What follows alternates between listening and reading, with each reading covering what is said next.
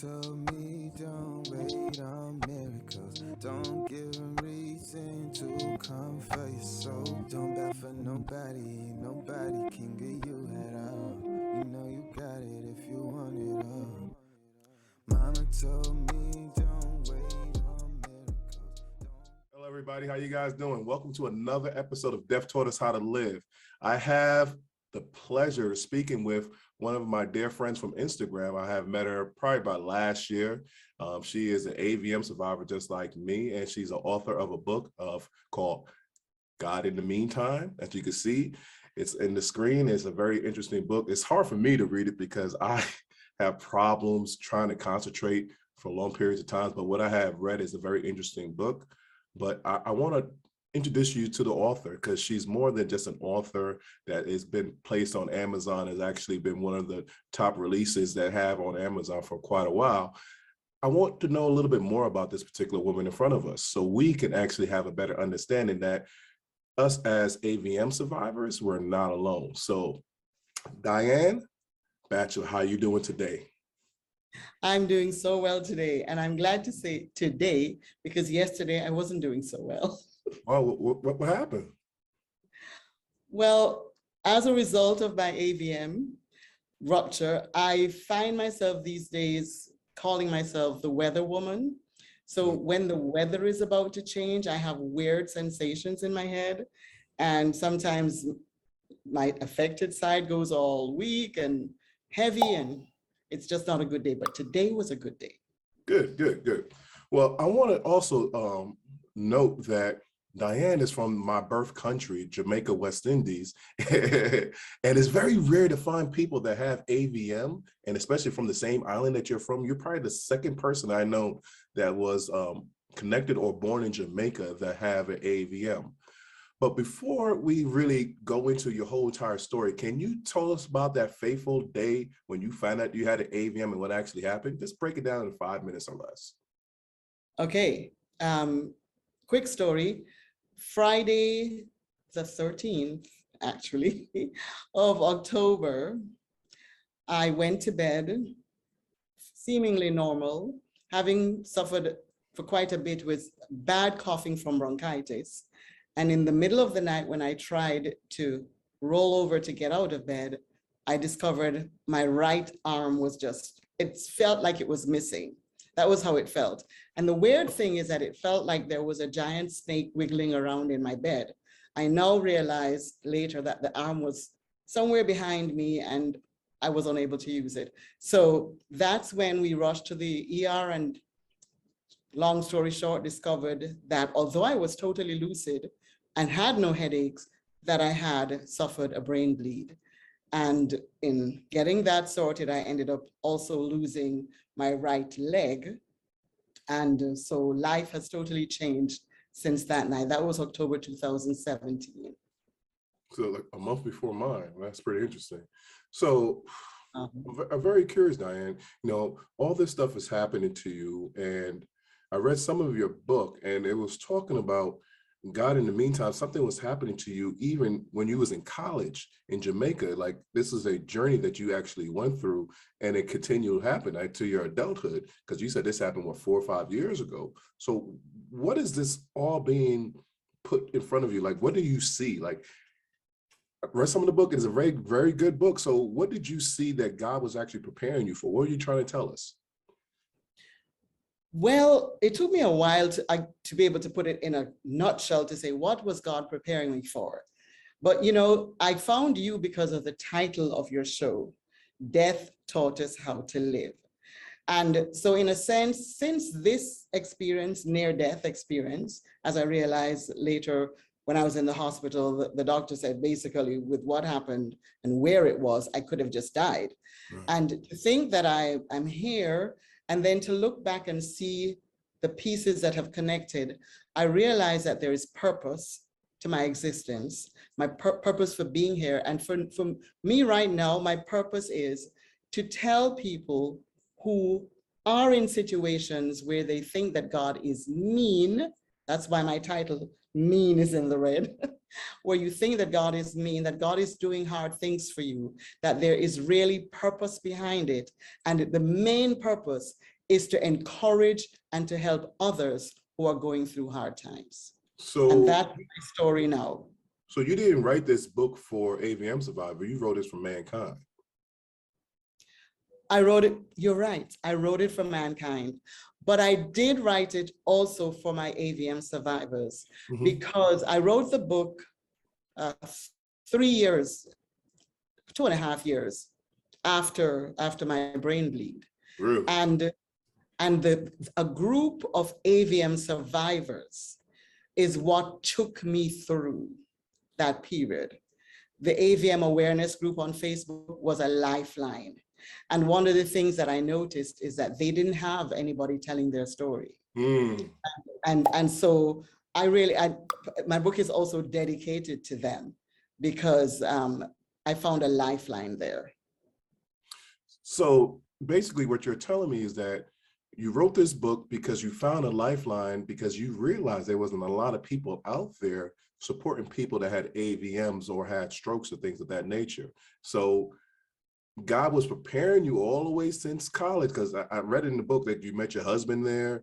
You found a deeper cause to actually praise God, to worship God. And now God said, you know what, there's more things that you have to do later on in your life. Boom, now you have this AVM. Now you have another purpose, because you see these people don't have a lot of spoken words about them. So now you spoke up and wrote a book, and now you're motivating other people to live their life, and thinking, like you said, God is not mean, but actually he's actually preparing you for something else. Am I right with that? You're right. And you made a comment, you said you didn't know any other Jamaicans that had this. Because of the book, I found a Jamaican woman who had this, I'm going to say, could even be 10 years ago. And as far as she was concerned, she knew nobody else in the whole world who had that. So to find that I was friends with a friend of hers, so I'm a real person, not just somebody who wrote a book about it, meant so much to her. And for her to connect with me, and for us to compare notes and to see how treatments are going and how hers is against mine, that was such a lifeline for her. So there are more of us, but we don't know each other. Diane, you're saying something very interesting to me, and I find pretty interesting. For me, just doing this show and reaching out to other stroke survivors, other people that have AVMs, other people that have disabilities, it does something for me. It's therapeutic for me. And I realize that I'm really walking in the path that my God has put forward for me. And it refreshes me. And every time I'm feeling bad, like you said, you had a bad day yesterday, every time you're having those bad days, or you're having those brain fogs, or whatever it is, that brings me back up, and it makes me know that I'm doing what God wants me to do. Is that the same thing that you're saying to me right now? Exactly what I'm saying. Because there have been days when, especially a day like yesterday, when I'm just like, I'm so tired and I don't have it in me to go on to, whether it is to speak to somebody or to write some more or whatever it is. And then I connect with somebody who my book has meant life to them, and it just becomes life to me. And all of a sudden the level of tiredness and pain kind of just recedes to the background, and I'm so engaged in the life that is being generated in that connection. It's amazing hearing that, because I think people don't really understand, like for me, and I'm glad that you're actually saying this too. I do have dark days. It's not saying that I don't have depression. It doesn't say I don't have anxieties. It doesn't say that some days I just don't want to get out of bed. But there is a purpose. That there is someone that's out there that God has put there, and you're supposed to connect with. Like you said, you're a friend of a friend. So there was a reason why you were supposed to have this AVM. There's a reason why you're supposed to write this book so eloquently as you have, that it made a purpose within your life. So the question I'm asking you is, was you satisfied with your life before this happened, or you knew there was more purposes that you had to know, more things you had to do within your life before this happened?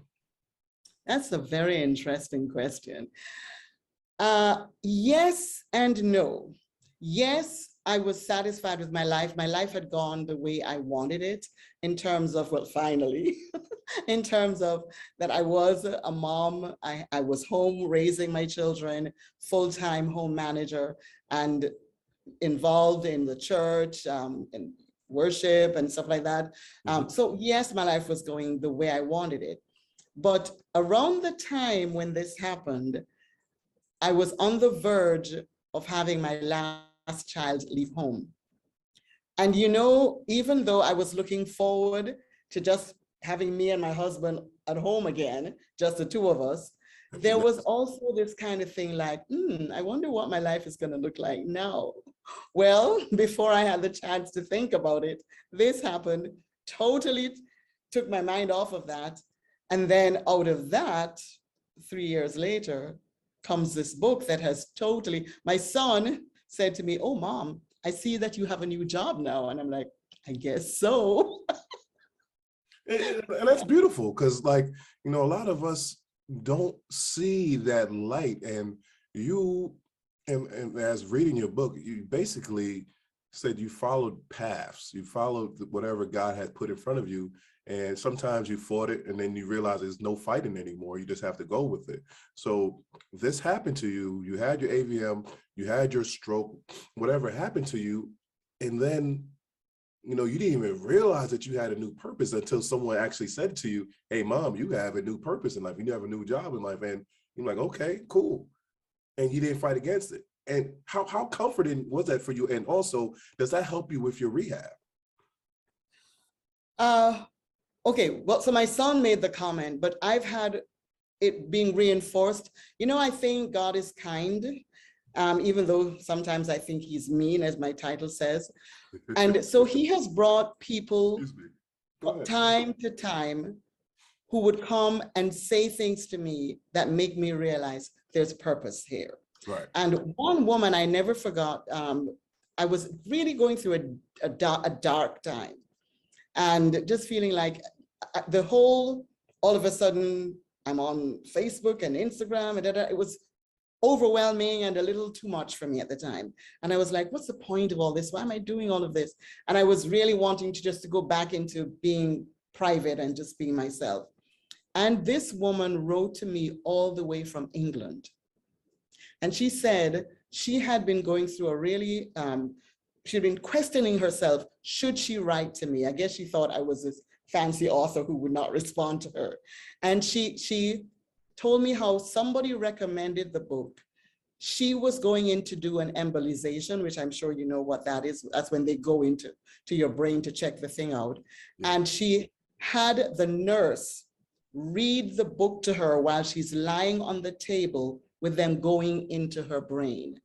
And she's talked about how it blessed her, how it strengthened her. And, you know, I was just like, are you kidding me? This is bigger than me. This is bigger than my feelings. This is bigger than, you know, my privacy. This is something that God is doing. And so once again, I embrace it and I say, okay, God, I'm in it. I'm in it for the long haul.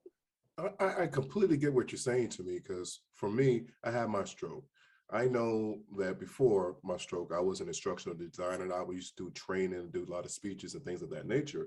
And one thing that was never taken from me was my voice. I have a great voice. I have a great voice. Like, I have a great skill of interviewing people. And I don't want to do this all the time. I don't want to do this at all, but I know what it does for people. So that refreshes me. And I realize that, hey, that day that happened to me, my AVM rupture, I could have died, but God brought me back. This is my purpose. This is my calling. This is what I have to do. I'm doing it. So the same thing happened with you. You are a great storyteller. That's why I asked you before when I was starting reading, I was like, are you educated in writing or you just wrote a book? And you had to think about it. He's like, what are you asking me? I'm like, because the way you write so eloquently, it seems like you've been doing this for years. Not this is something they just picked up, but God is giving you some kind of gift for you to actually do this. And I'm blessed to know you for this stuff. And I'm blessed that you're part of our community. That's a very great responsibility you have. And I hope that you're encouraged to keep on going, because it's a beautiful thing that you're doing. But I want to Thank you. switch subjects a little bit, just a little bit. And I don't see that these things happen to you or bother you, but I know it does because it happens to me, it bothers me. My left side of my body is stiff and I have problems with it all the time. It's so stiff and it's so sensitive to the touch. When someone touches me, it bothers me bad. You said your right leg is what, paralyzed now? No, I've got it back, thank God. I can, Oh, you got it back. I do have a limp, but I do have the sensitivity you're talking about. And for me, mainly in my right arm and shoulder, exactly what you're describing. So you have this invisible disability that nobody can actually tell except you. Sometimes your doctors don't even know it. And you have to go about life. I know that brought me into a lot of depressions and a lot of dark places. How did you get out of that and write a book 2 years later? This is still baffling to me. How did you get to that place? This is another example of God being kind. So invisible disability, you said it so well. So as far as everybody's concerned, oh my gosh, you're starting to walk again. You're moving your arm, you're doing so much, so well. But I'm having all this pain and discomfort, and it was just too much. And so I remember I cried myself to sleep after trying yet another pain relief thing. And I'm like, God, is this just how it's gonna be? I'm in Atlanta at a friend's house. She invites me to church with her. She goes to a church of a famous pastor. So I'm like, oh, I'm gonna go meet this guy. I've never seen him before. Instead of him, who comes on stage, I don't know if you've heard her name before, is Catherine Wolfe. Catherine and Jay Wolfe, Yeah. who I had seen her story before, but of course, I'm sure like a lot of people who see us, until you have had it, you don't even stop to think, what do these people say they have? So I did not know what an AVM was. She must have said it. It didn't register. But she and her husband came on stage that day and they spoke to me. There were other people, lots of people, but as far as I was concerned, they spoke to me. And she said some things that I'll never forget. She says, we can still have hope, even with a deep sense of disappointment. She talked about the fact that she's in a wheelchair, so her disability is more obvious, Yeah. but that all of us have disabilities, whether it is emotional, whatever it is, things that are inside that make us just as broken as she is.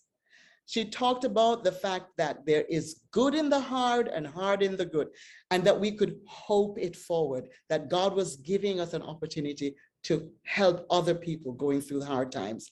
And believe me, there were maybe 1,000 people sitting in that auditorium. She was talking only to me.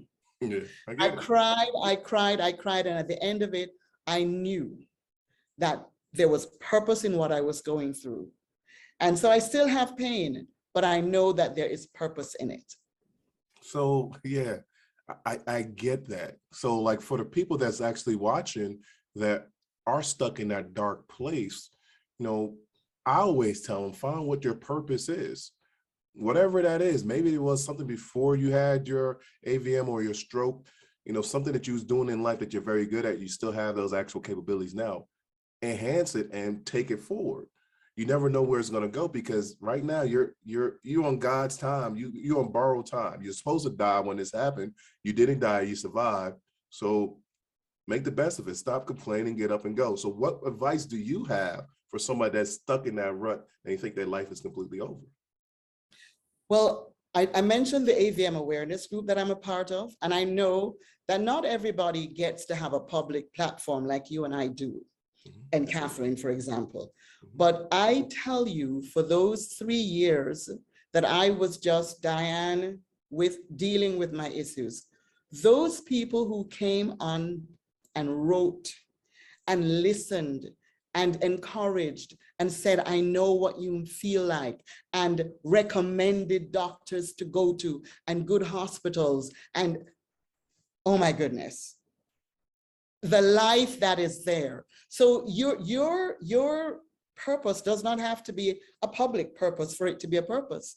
Your purpose in just helping other people along the road is more than you can ask or imagine. You cannot even, you don't get to see the ripples of it. It's just amazing. And so those people in that AVM awareness group, I hope they listen to this, because I want them to know they saved my life. They were my lifeline. This, just somebody liking or putting the little comfort thing on my post and saying, I understand, I feel it. Oh my goodness, you were life to me, people. I want you to know that.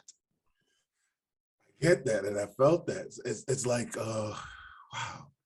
Once you know someone understands what you're going through and you don't have to explain it, and they're there, and it's like, I gotta ask you this, because I don't know if this happened to you or not. Like, you know, I thought I knew what love was. I thought I knew what true friendship was. I thought I knew compassion, but I didn't learn that until after I had my stroke and I met people in the stroke survivor community.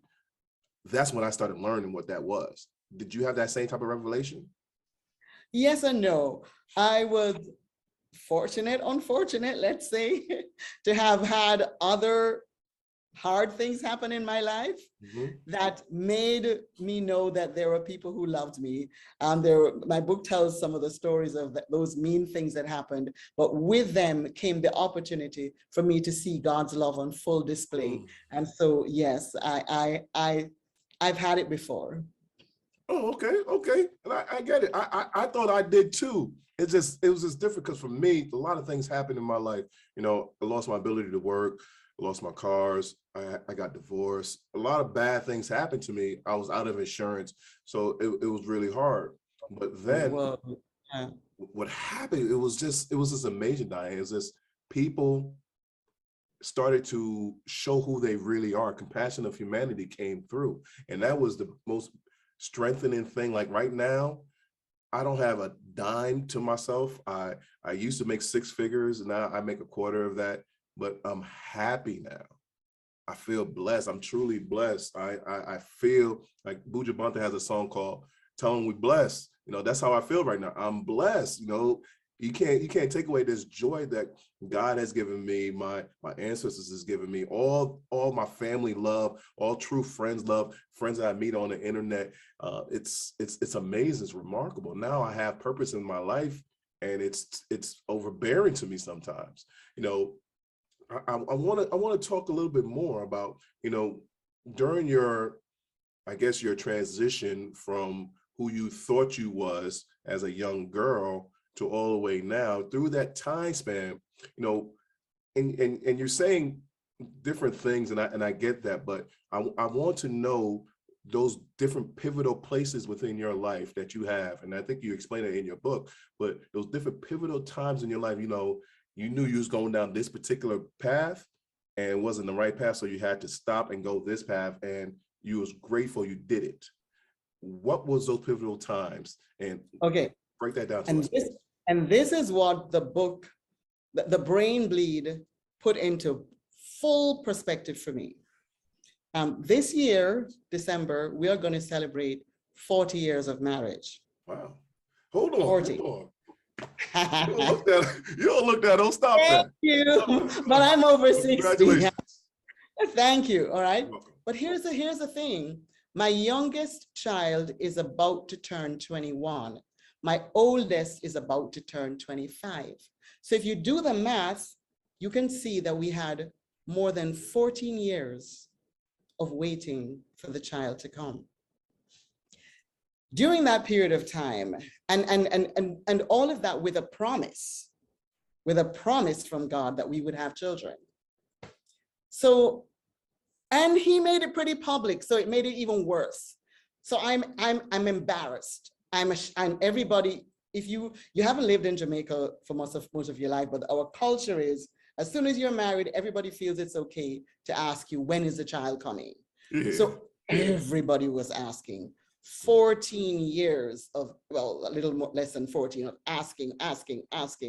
And I'm just having to say, sorry, but we're having difficulty. And it was just awful. Well, God worked it so that I turned 35 That's it. Yeah, I turned 30. No, I got pregnant right when I was 36. 35 is the cutoff medically for when they call you this word that I absolutely hated, a mature preemie gravida, which means, I know, which means old woman first pregnancy. Because of that, my doctor, who happened to have been a family friend, insisted that there was no way I was going to have a natural delivery. I thought I was healthy and strong. I should have this. And I fought and fought and fought until the last appointment I was going to, leaving from work at the time. I sat beside a coworker, and the coworker his wife had just had a baby a few months before. So small talk, how's the baby doing? Not good. So what do you mean? Blind in one eye and seemingly brain damaged. Problems during a natural delivery. They ended up still having to do a C-section, but it happened too late. I'm going all the way to my doctor's appointment and I'm going, okay, God, what's important is not how the child comes, but that I have a healthy pregnancy. So in long story short, 3 cesarean sections, all my children.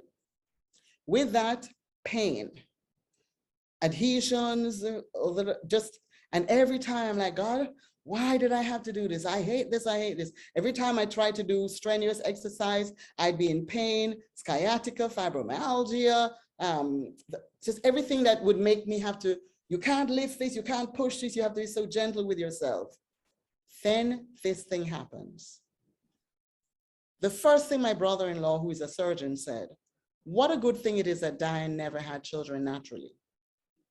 He had lost 2 colleagues in childbirth who, after they died, they discovered that they had died from a ruptured arteriovenous malformation.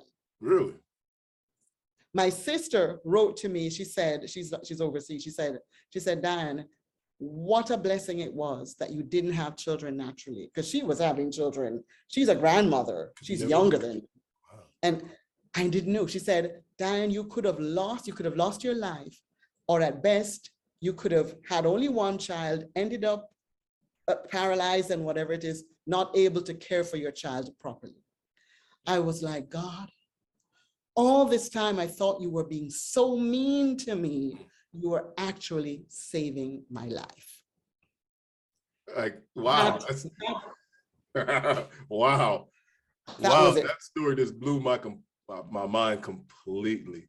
I thank you for sharing that. That's wow. And we don't think about it, like all this stuff that we think is, like you said, he's being mean to us, but he's actually carrying us and saving us from death.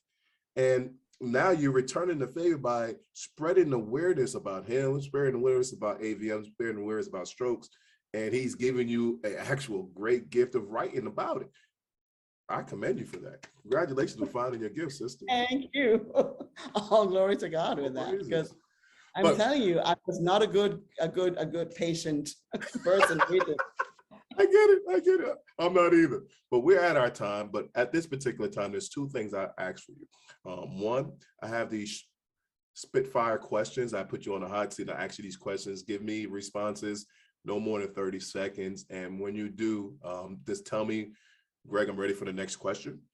And then after that, I want you to close out the show. I want you to tell us anything about you, how we could find you, how we could find your book, or anything that you want to promote.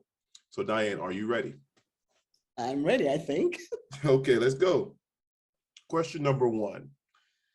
Did your perception of life change? 180 degrees. It did. I thought there were things that happened to me that I didn't understand, that there was purpose. And now I know that when the scripture says all things work together for good to those that love him and are called according to his purposes, it doesn't mean only the good things. It means all things. Okay. Are you ready for your next question? Yes, I am. Okay. What is important about life? What is important about life is that we love God and we love other people. And understanding what loving God means is not being self-righteous and feeling that we know more or we have a better connection to God. It is opening ourselves to receive his love and becoming the conduit of his love to other people. Ready for the next question? Yes, I am. Question number 3. What are you trying to accomplish with this new life of yours? Would you say that again? What are you trying to accomplish with this new life of yours? Okay, what I am trying to accomplish is hope. I want to give people hope, and I want to let people know that even the very hard things have purpose. Nothing is just with, God is holding a big stick and just being Big Daddy over us. He is actually very intentional about guiding our lives if we let him. What advice do you have for someone in their first year of recovery from a brain trauma? The first thing that I just recently learned when a friend of mine's mom ended up with a stroke, guard your shoulders. I didn't know that it's so important. Apparently, it's a regular thing that you have shoulder damage after you've had a stroke. So whatever you do, guard your shoulders. Let the people who are lifting you, helping you, whatever it is, treat your shoulder well. If you can put it in a sling or something, do that, because to live with that kind of pain afterwards is very, very hard. And then the other thing I'll say, help yourself when you can, but accept help when help is given to you. Okay, fair enough. Now, this next question, I want one person, just one person. Don't give me your family, everybody, just one person, the most important person. If you had died, who would have been most affected, and how has your relationship changed with that person? Well, when I was in the hospital, I found myself not being afraid to die. And when I mentioned it, my daughter, who was then turning 16, was mortified. And later on, I thought about it and I said, you know what? I now know I'm not afraid of dying, but I want to live to give my daughter the opportunity to have a mom with her, to give my husband the opportunity to raise his daughter, the family, with his wife by his side. And so really it's my daughter that has struck me as the main reason why I want to be still here. I got it. Last and final question. What did the threat of death teach you?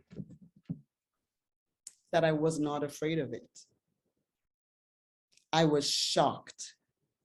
I thought I would have been afraid, but I wasn't.